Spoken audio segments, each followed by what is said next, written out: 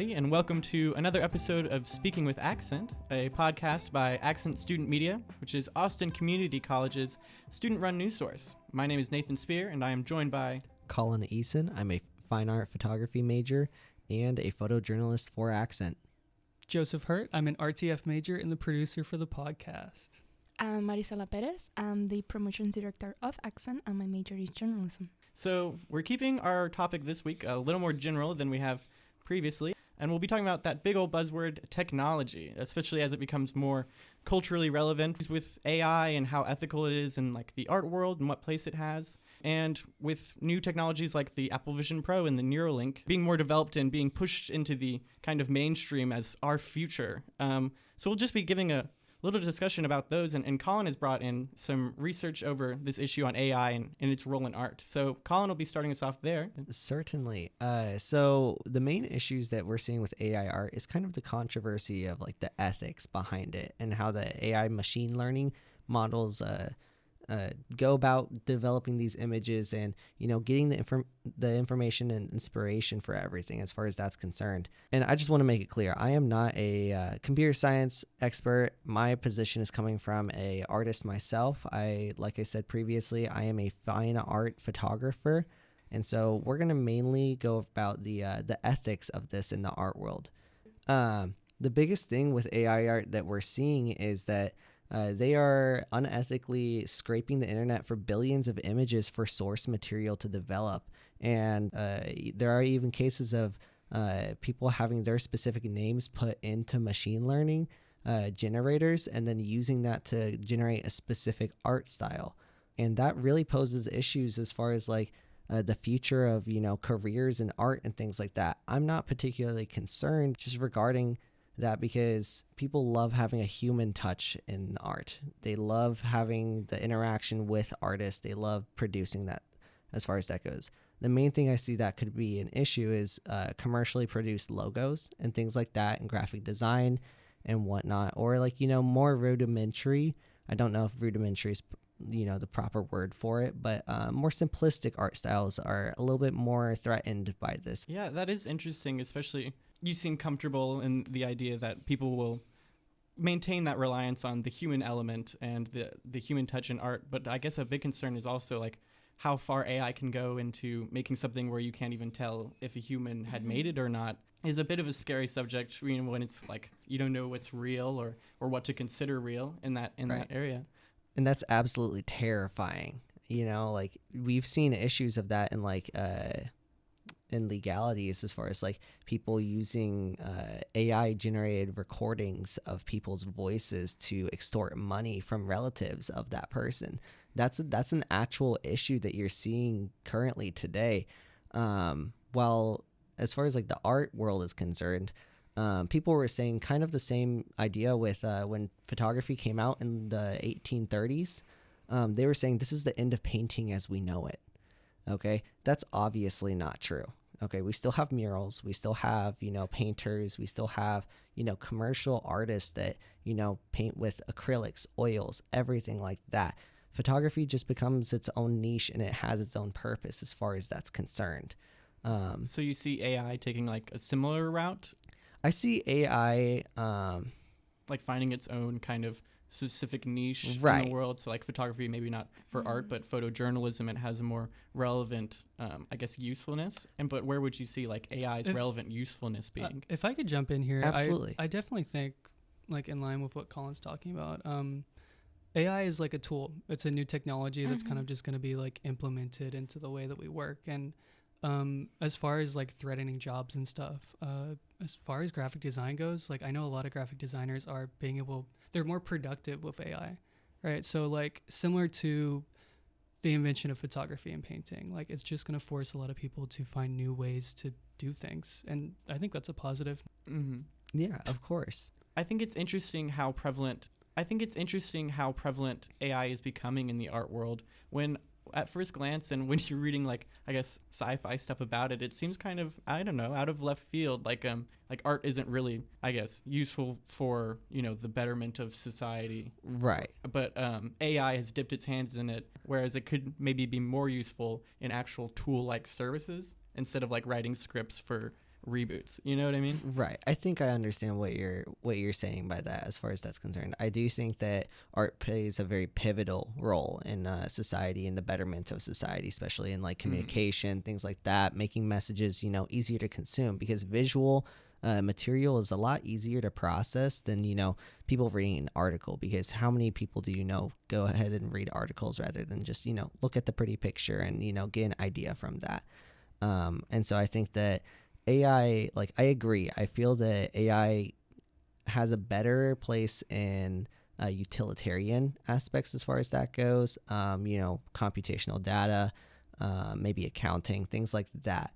While I don't necessarily see AI taking over our jobs as artists, replacing people as a whole and things like that, I do think that the companies producing these AI generating models and things like that really harbor pretty like anti-humanist values. Okay, they're not using it as a betterment of artists, as things like that. It's meant to replace artists. If you go on to different models like Midjourney or was it DALL-E or anything like that, they are being pitched as a end-to-end finished production as far as that goes. They're meant to be the end-all be-all as far as that goes. So it's like not something artists can work off of. It is a finished piece, is what you're saying. That's the intention by them as far as that goes. If I add to that, I think it challenges the traditional notion of authorship, right? Because yes, it is a tool, correct? Like depending on your human intentions, it can be good or bad, correct? But if we put it in the art world, then the artist is not an author but a collaborator, correct? So it's like if you use Firefly of Midjourney, it's like you actually just put in some inputs and then you have an output. So it's like most of the work that actually identifies art, right, of this long activity that requires skills, a lot of creativity, right, it gets reduced because you have a tool that is pretty much doing everything, right? So it's like, is it minimized? Is it less art? Is it the AI more of an artist than you are? So I think that's more of the concern when it comes to art, like where is the artist as a creator belongs to and whether it deserves the credit, Right.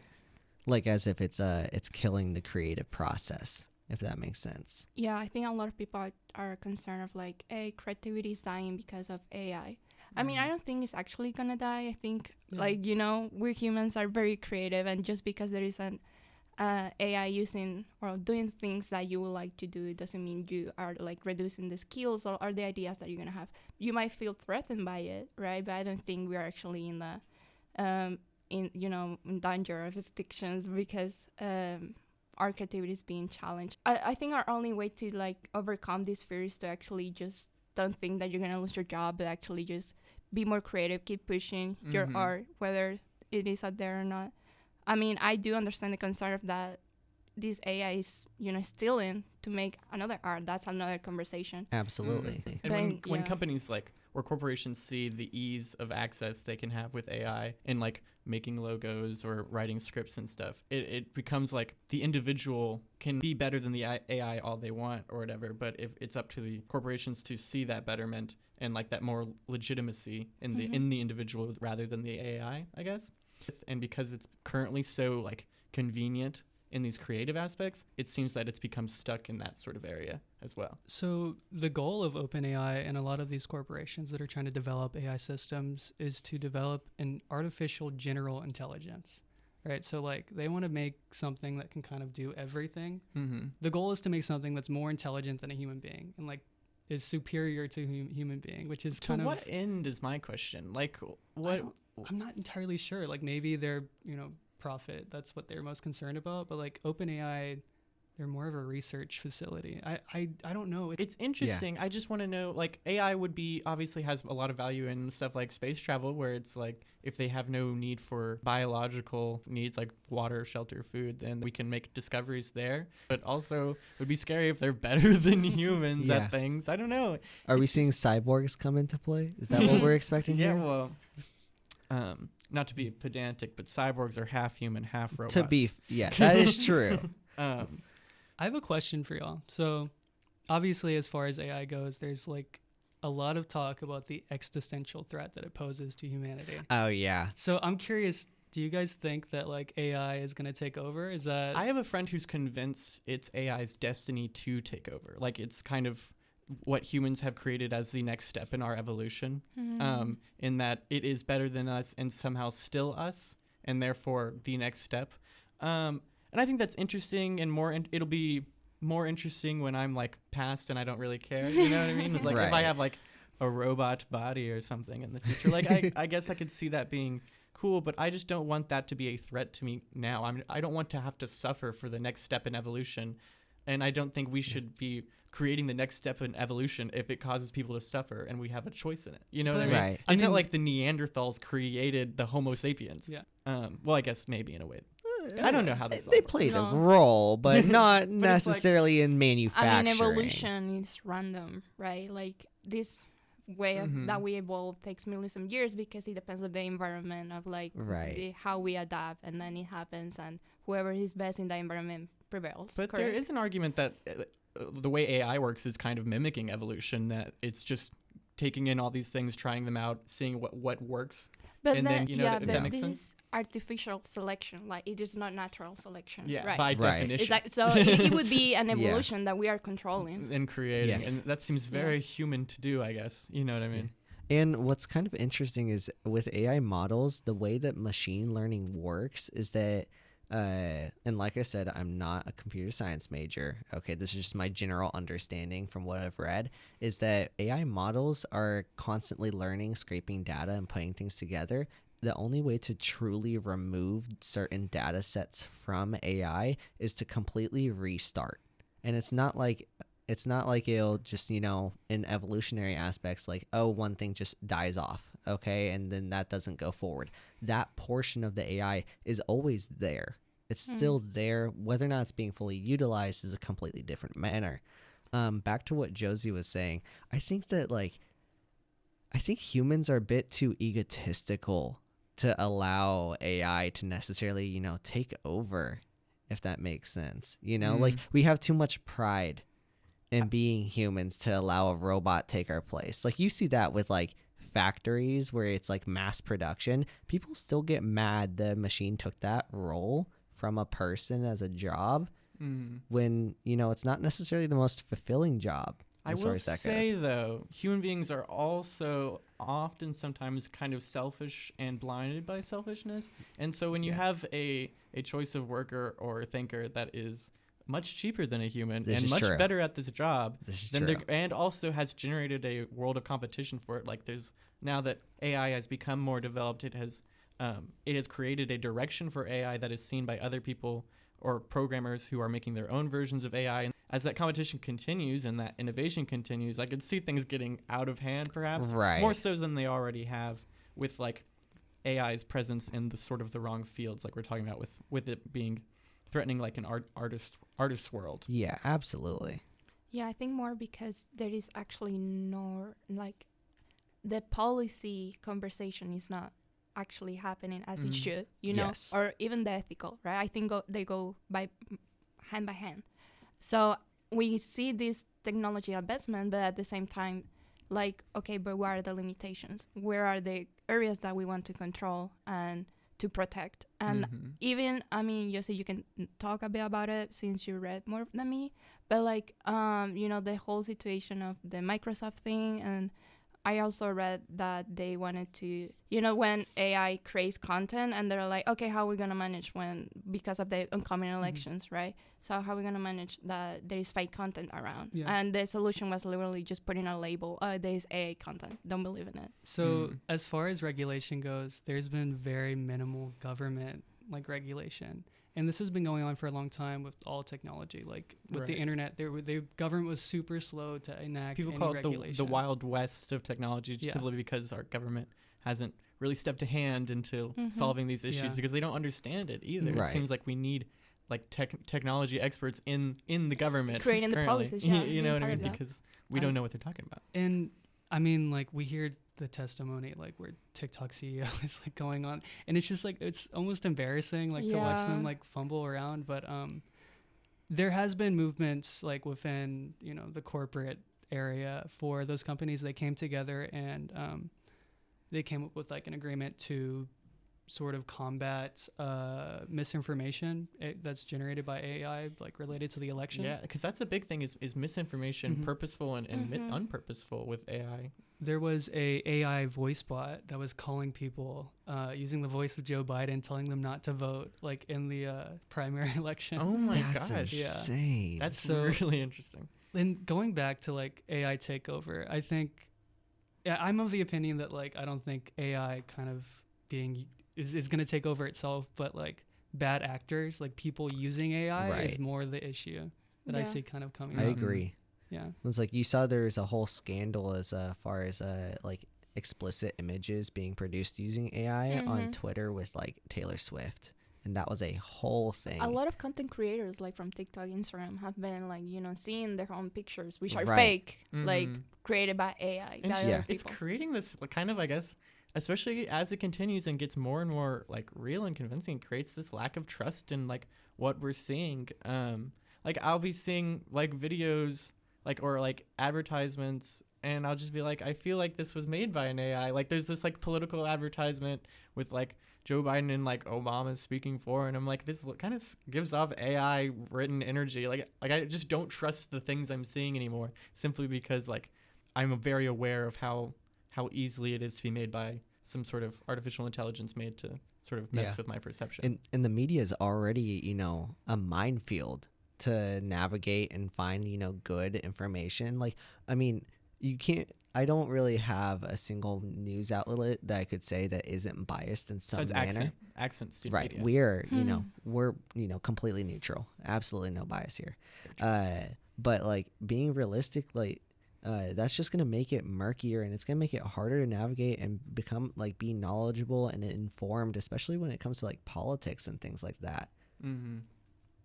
I guess like the biggest thing is just setting up where regulation and policies are lacking is setting up defenses, being aware of where your own ethical values or surrounding it are, and being aware of how to enforce those. Like I know you had mentioned earlier to me, like the other day, with the issue of AI kind of scrubbing and using pictures from outside media to generate its own image. You had mentioned something about like poisoning your own images. So there's a process called data poisoning. Okay.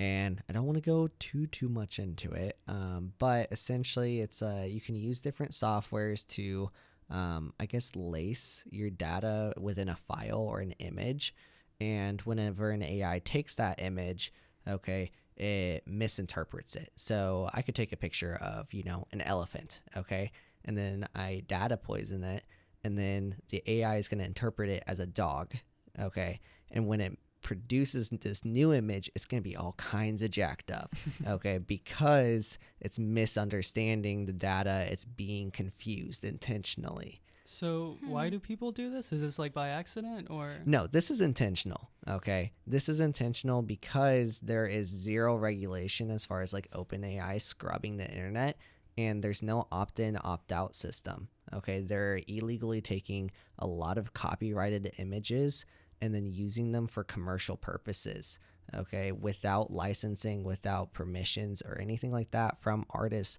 okay, regardless of medium.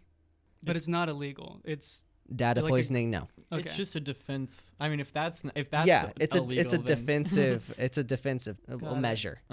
But yeah, I just think it's interesting that we have to kind of go to these lengths and sort of find our ways because of like a lack of regulation, and like we can't, Right. there's like you're saying, there's no opt-in, opt-out, and like I don't want my images or like my own creative juices being used to contribute to this like creative AI when I don't really specifically believe that AI has a place in the creative field, like directly, you know, like in creating finished projects and Right. source of information. I will say like some AI art can be impressive, especially when it's like from like who made the AI. I feel like they're the real artist here, you know what I mean? Right. Not that I know a lot about that, but it seems like I'd rather point the impressiveness at a human than a program. Right. From a computer science aspect, I really do applaud like artificial intelligence.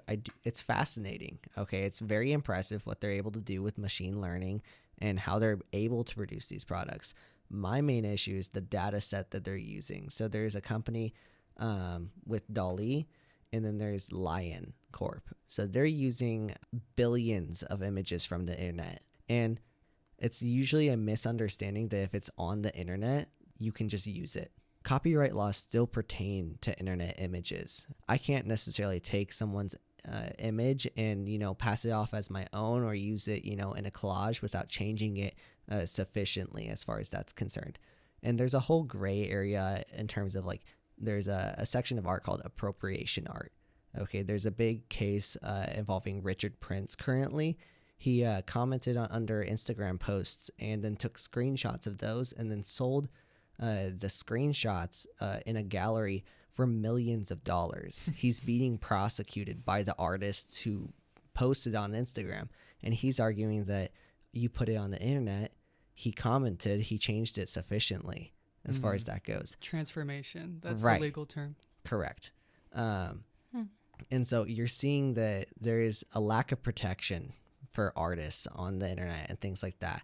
And then there's applications like Midjourney. They haven't disclosed any of the data set that they use, okay? It's just a question mark for us, okay? We can't see the images that they're actually sourcing, okay? While the other ones that have disclosed that, there have been copyrighted images and like confidential medical imagery within their data sets as far as that goes. Oh my God. Which Like is an personal? issue. Like personal medical imagery has been found within these data sets because it's just scrubbing and taking anything that it can find. That's valuable to what the prompt. Yeah. Right. Okay. Well, not even just that. It's just anything. Mhm. Okay. Because the bigger the data set, the more of an understanding it can develop as far as that goes. Well, there's no opt-in system. So, okay, as an artist, I'd rather be able to say, oh yeah, I do want to contribute to this system. Okay. I think this is interesting. I would like my images to be, pulled from this. Okay. Some people are into that. I'm personally not. I'd rather it not be used for those purposes. And so I'd rather not have to opt out or explicitly say so, even though that choice doesn't even actually exist currently. The only option that you have is back to that data poisoning. Okay, that's the only way you can realistically prevent, other than just not putting images on the internet.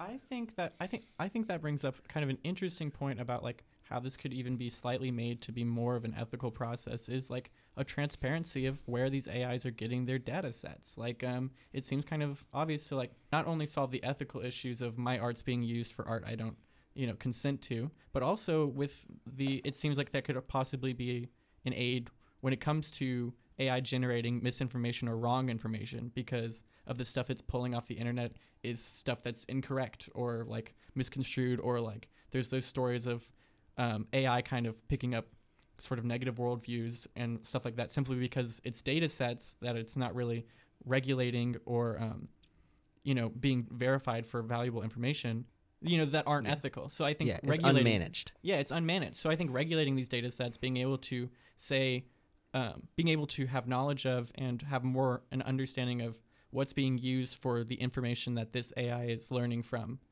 could have a huge change into like how ethical it is and also how valuable it is into the areas it would be valuable in, like like learning tools and stuff like that, where if it can give more verified information to the people that are using it, then it would be more valuable to them. Yeah, I'm going to swing it back over to Josie. You brought up OpenAI. Okay, so one thing about copyright laws is that there's protected classes as far as that goes. Satire and parody are among the strongest, items within like free speech and copyright. Okay, so like South Park is a major, example of that. Okay, so another protected one is research or educational settings. Okay, AI is scrubbing and producing this, massive database for these AI, models to learn from. You run into the issue of there are corporations using this database, okay, as a nonprofit to skirt laws regarding copyrights to then commercialize use of AI as far as that goes. And that becomes a whole, dilemma of how they're avoiding copyright laws and things like that, actively doing so. Okay, this is not a, unintentional, oh, we were just using this, database, and it happened to, to be with a research facility. And so, we can use these images. It's not a big deal. Well, they're charging clients and they're charging users to use these, AI models.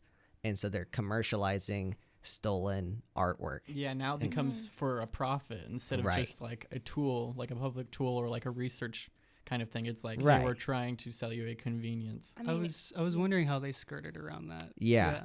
I mean, it wouldn't be the first time that, humans, for the sake of research and technology and, progress, doing very unethical ways of like exploiting human beings, or like, the Nazis do it with a lot of Jewish people just because they wanted to know more about biology and all that stuff. But like, I think, I don't know, when you said that, I saw like the parallel of like how they are doing all these unethical things just because they think it's for education research.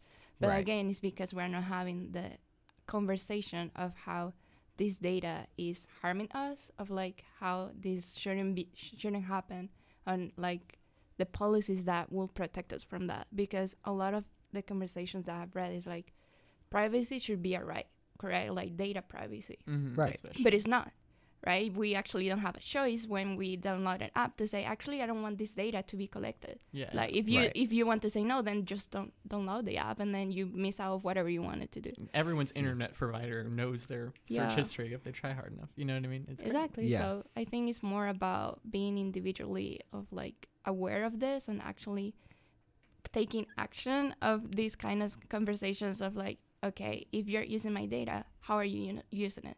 Because, okay, if someone is like, invading our privacy in real life, we see it. But like in the internet, there is no way in which we're actually seeing all these complex realities and information mixing and taking all this data that belong to us. It's a lot harder to notice. Yeah, especially the medical one, It makes our data, it makes our data like really accessible, and we're creating a program that is very good at accessing accessible data. So it's just kind of created a recipe in which AI is just free to use our easily accessible data because we have no regulation on keeping this data to the individual yet. And so like I was saying, like having at least at the base level a regulated data set for the AI to where we can be like, hey, don't use people's private data. Maybe use stuff from Harvard's Research Institute and stuff from I don't know, Webster's Dictionary. Let's keep this focused and not all over the place, but that's not what's quick, and I guess that's not what's convenient, and that's not what's making money. Right, like verified, research. Having to take time, databases. Having to and take things time like that. is kind of looking at the website, they do get a lot of their stuff from like private and public places that like they have agreements with, but they also do a lot of data scrapping. So like they have the option, and they do use research from educational sources. But that's just not all they do. It's not all they do. They also like steal all their data from websites, So that's just an interesting, like, why have the mix, and why are they allowed to have the mix? Why? Just because regulation hasn't caught up with like the real world kind of and I really issues. Unless artists including myself, take a stance and really push for regulation as far as this goes, I really don't anticipate seeing a lot of like legal precedents being established in the future unless there's a major lawsuit as far as that goes. Taking place. Right. You really have to as an artist, you have to advocate for yourself, because it's it's already it's a murky thing, okay, because it's hard to establish what is art. That's a big question. There's no real particular definition, and things are changing, and they're changing fast as far as that's concerned. Yeah, I think beyond art, like we as users, I think we have to actually be aware and, demand this kind of accountability, because, it's data as a right, is transparency, is like having the option of like, if you see someone or like a company that you're concerned of that is using your information in which do you want to, then there is a procedure in which you can act. But I don't think there is actually a way, unless, I don't know. Right. And how many times a day do you like go on a website and you see, accept cookies? Yeah. How many times do you click on that and you read through those? Right. Like legitimately, no, like I you don't. Yeah. You don't. No one does. And was like, I did a little bit of research in like terms and conditions as far as that goes. Like I had a research project that I did with a couple of classmates, and there is a inverse relationship to the amount of time people spend reading the terms and conditions and the likelihood that they will accept them. So the more time you spend actually reading them, the less likely you are to actually accept them. Interesting. Yes. And it's been a while, so I can't give like any specific numbers as far as that goes, but it's like it's an exponential decrease as well. Okay. And because it's, data's important and they ask a lot of you. And these aren't just image generators. They're using art. They're using your profile picture. They're using your posts with your face on them. They're using anything that you have, public and private, okay, to get through this information and to get these images. Yeah, I think now with Sora, it's like even harder to control that kind of stuff because Sora is also from OpenAI, correct? Sora is the new video creation generative AI that they just announced and are testing out. Yeah, it makes very it's good quality ridiculous. Yeah, they're able to like create like I was listening to like an update of an article that came out talking about like the new developments in AI, and with Sora they have like it's a lot. Like before, when they would make a video, it would look so kind of strange and awful. Like we all saw the video, like random stuff, but now it looks scarily realistic, and they use like all this new technology that they've been developing to create this thing that makes videos that like of anyone. It's terrifying. But what's the point? The point is they have text, they have video, they have like pictures, and ultimately all of this technology is going to come together to create like a massive super AI.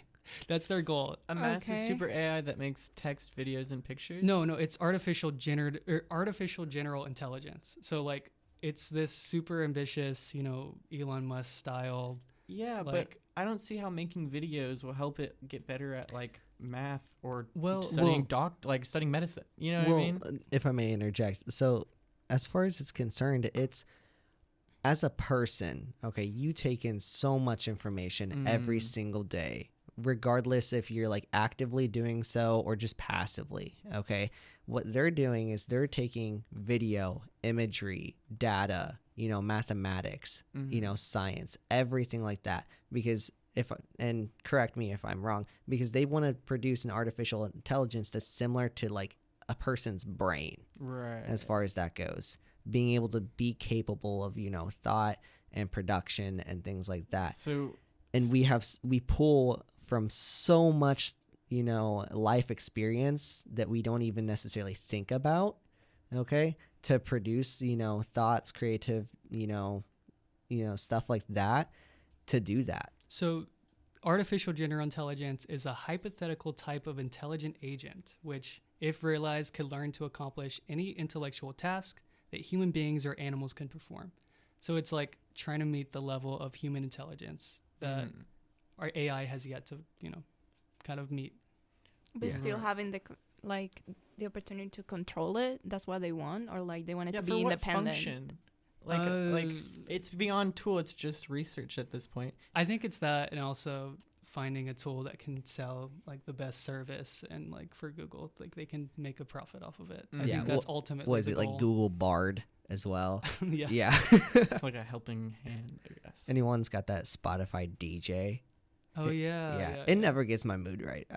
I don't trust that thing. Do you think that there's any like concern in human beings becoming, I guess, dependent on AI? I mean, it's already got so many limitations, and yet I already see like classmates, peers, depending on it for writing assignments, math assignments. Like they use AI in everything they're doing, like their assignments wise. And so I can only think of like as AI becomes more,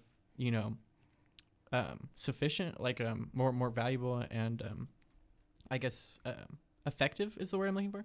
As AI becomes more effective, I'm worried they'll become more dependent and therefore like just complacent to anything it does, which is, I guess, a little bit concerning, because it's like it's almost kind of grooming society into becoming, non-individual and more dependent on these things that are ultimately programmed by some other person. So it ending up like the last of humanity on the spaceship from a Wall-E. little bit. It's a little bit like that, it's a you know. little- I mean, that's an extreme example, but it is human beings dependent on AI and just okay with it.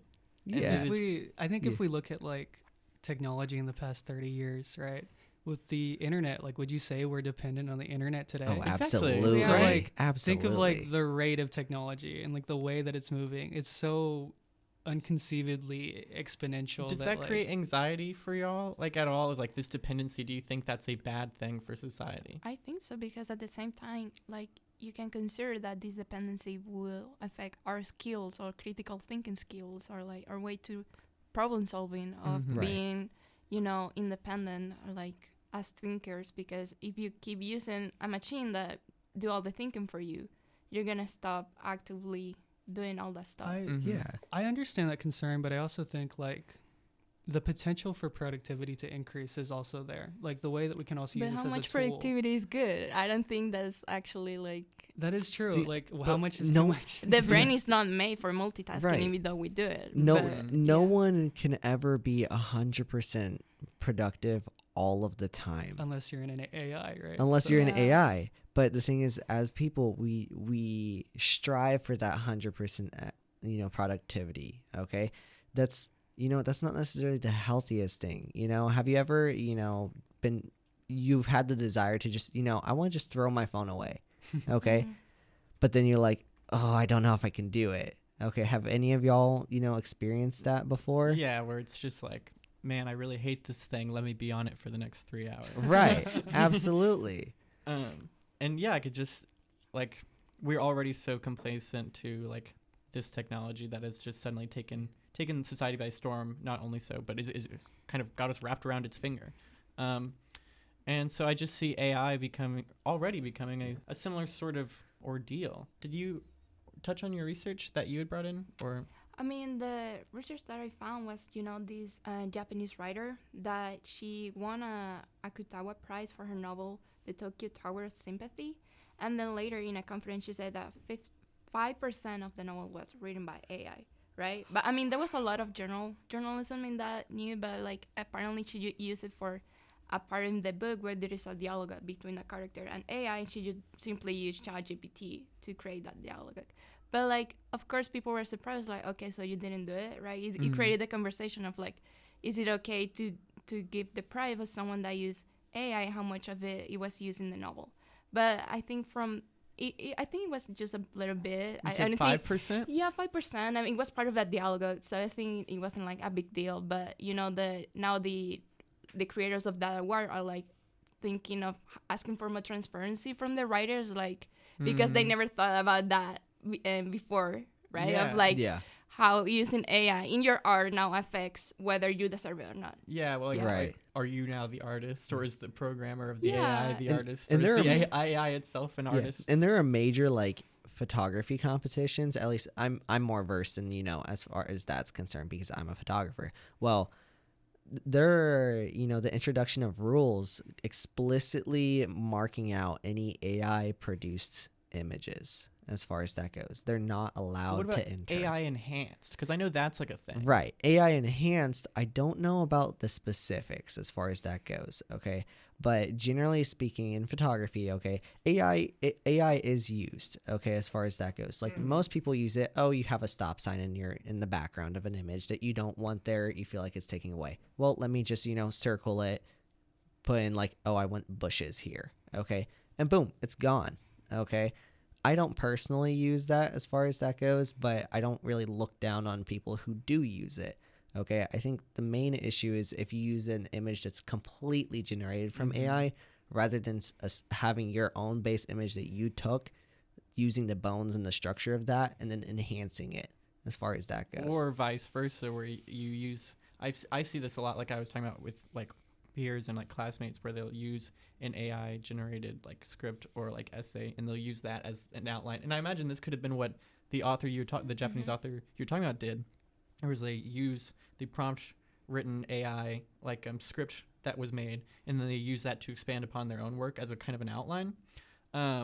Which, I mean, There's like an argument there that like the human element, it still prevails because it's like doing 95% of the work. And so like, but yeah, how ethical is that AI influence, especially when that AI influence is like openly scrubbing data without permission, right, and like profiting off of it in a way. Like you know what I mean? At what point is like, what's the tipping point? Yeah, as far as that's concerned. So yeah, here we are talking about, you know, technology advancing, a lack of regulation, and what do we know? Technology keeps advancing even more. I mean, AI's been around for a bit now. I mean, I'll say a bit in the grand scheme of things, not a bit, but everyone's been talking about like the Apple Vision Pro headset and like the Neuralink and all these kind of big steps in technology and devices, and they're very much pushing them as the new mainstream, like the next iPhone, like especially the Apple Vision Pro, which I mean starts off with just like, it says welcome to the era of spatial computing, which is like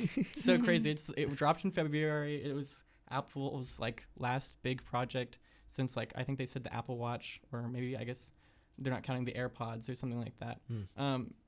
But the idea is like a device that will be more convenient to you, is more accessible, is more streamlined, and will be everywhere in the next 10 years. Like it's a new era of device owning, which I think is very interesting. I was thinking we could go through the website and see what they're trying to pitch, because a big thing to me is like with initial thoughts, and shout out to my mother, who I've been talking to about this, but she's big into Apple products.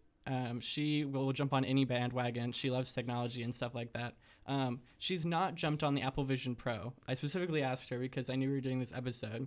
And she was like, well, one, the price. Obviously, it's like, what, $3,500. Oh my gosh. Several thousand. That's insane. And two, it's lacking anything that will make it, you know, worth that price. Like she says specifically, it's like, there's nothing that's really calling to her that you can't get somewhere else. And sort of the experience it's offering seems, one, like very isolating almost, and not a great enough experience, you know, or like one that's streamlined or a simple interface enough to kind of warrant such a big expense, especially because it's so inaccessible to the common person at $4,000. It's not like any social aspects seem very, you know, relevant to its existence. That's like the cost of a really crappy like old car. Yeah, exactly.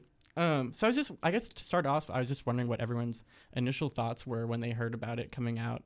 So when the TV first came out, it was several $1,000s, and it was like it was inaffordable for most people. But Right. like now we have the TV everywhere, and it's become so inexpensive. Like you can buy one super cheap. So So I you feel see like that it's- happening with Yeah, the Vision Pro?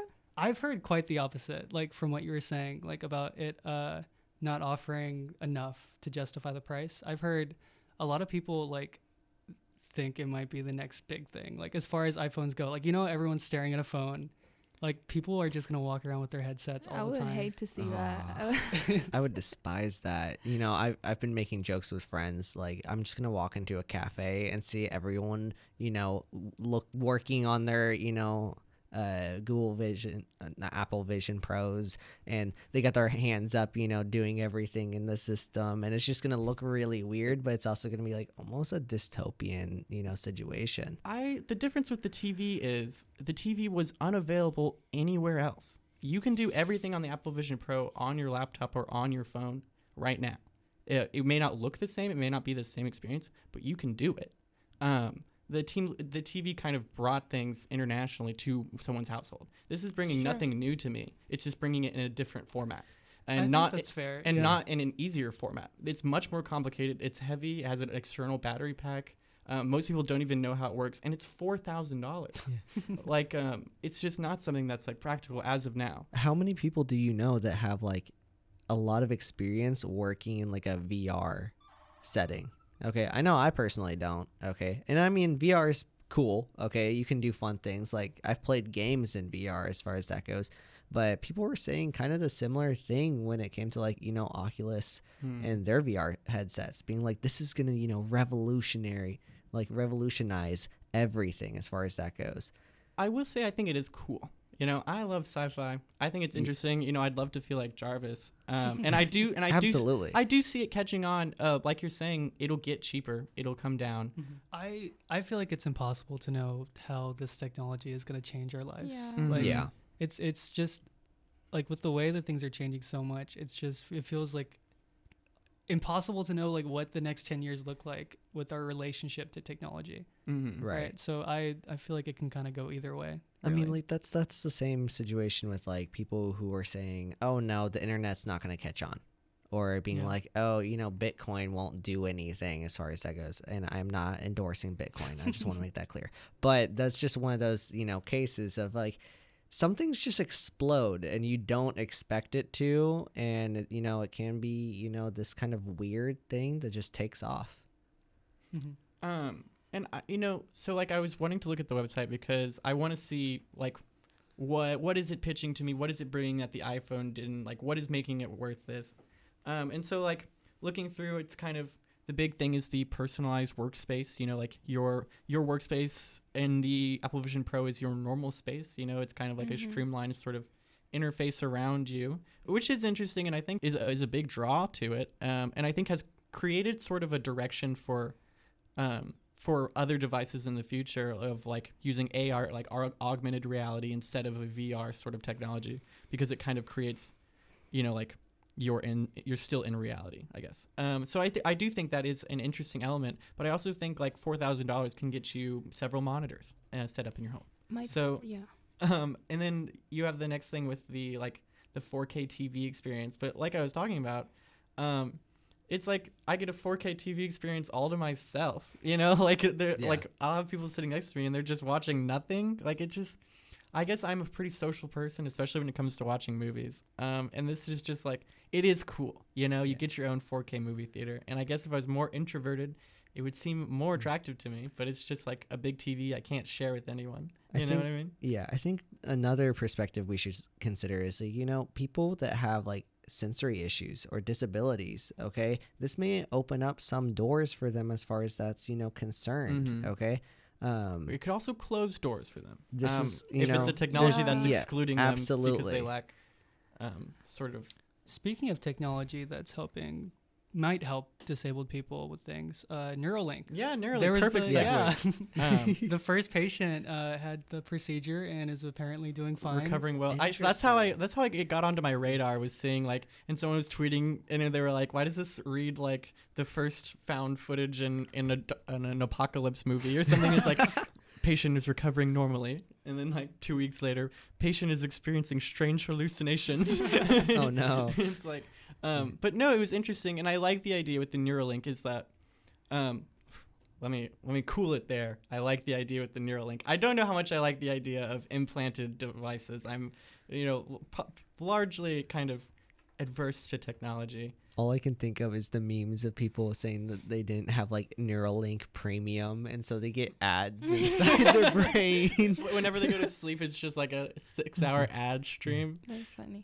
See, and so like that is a scary future to me. But I also, it is the intention there. It seems very positive in that it's for currently on their website they'll say it's for disabled people's like accessibility services and that sort of stuff. Yeah. They'll also say on the website that is going to lead into a new future. Like they are very clear that we're not going to stop there. We're hoping to do some more with it, but for right now, it does seem to have a good intention, and that makes me want to see its continued success. And kudos to the first person to do that. Okay, I'm always like, I don't want to be the very first person to go under an experimental operation.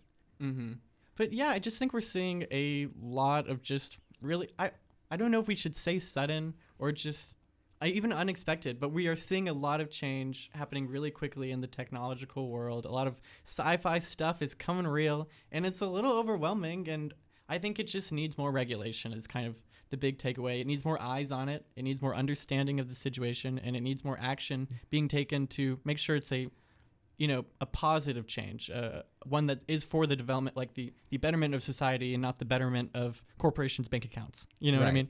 And so that's at least my takeaway. Yeah. I feel like society really just has to be proactive in understanding these, following with them, making sure that these are following ethical values, and, you know, just going forward, keeping in mind that, you know, we're sticking to our principles. Yeah, like let me consent to my place in it. You know? I think having these conversations, and even, you know, these same companies and CEOs should have a direct address to the public. And, you know, we should have this conversation with them, you know, like in a way that is active and you know, it can lead to a better understanding of how everything is happening. For sure. And with that is the time that we have. Woo! So Bye.